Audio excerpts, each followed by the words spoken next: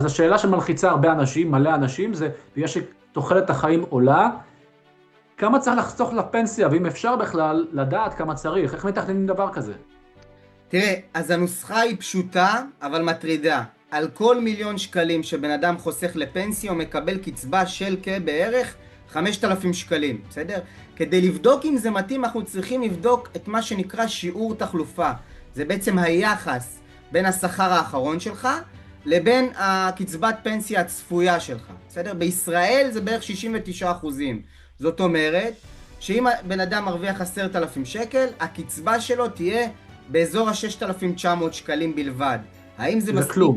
בדיוק, האם זה מספיק לאיכות חיים כמו שאתה התרגלת אליה? התשובה היא לא.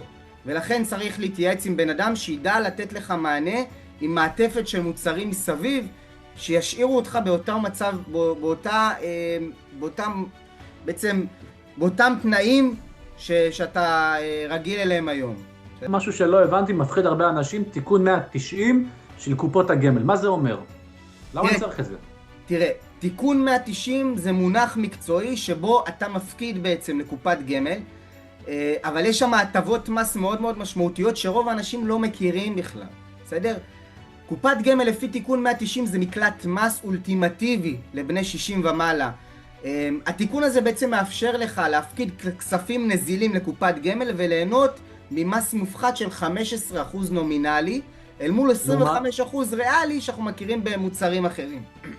מעבר לזה, עוד דבר חשוב בנושא הזה של תיקון 190, במידה ובן אדם נפטר לפני גיל 75, הכסף הזה פטור ממס לחלוטין.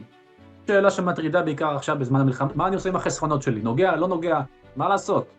תראה, במיוחד עכשיו השוק ירד, והדבר הכי מסוכן זה בעצם להיבהל ולמכור. כמו שאמרתי קודם, היסטורית, מעולם לא היה פרק זמן של יותר מ10 שנים עם תשואה שלילית בשוק המניות.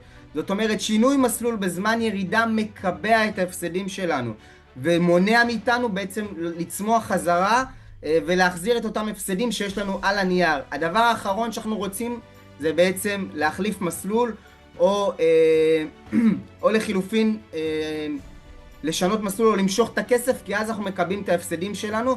וצריך להבין שהתנודתיות היא חלק מהמשחק, שזה חלק מהמשחק שבסוף בסוף בסוף אנחנו משחקים במגרש הזה.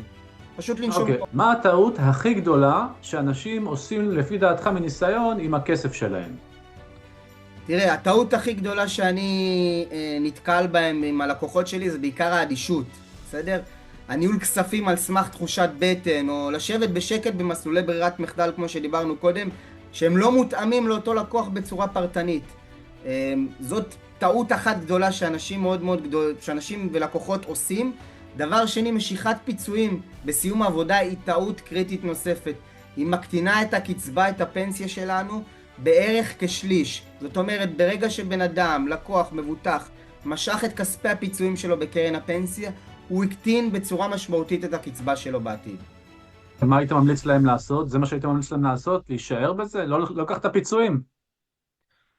לא, הפיצויים הם חלק מקרן הפנסיה. זאת אומרת, once לא נגעת בזה, הם אוטומטית הכספים האלה נכנסים לקרן הפנסיה, ואתה יכול לזכות בהטבות מס מאוד משמעותיות בגין הצבירה הזאת ברגע שאתה מושך את הפנסיה, ובעצם לשחק עם הטבות המס במועד הפרישה.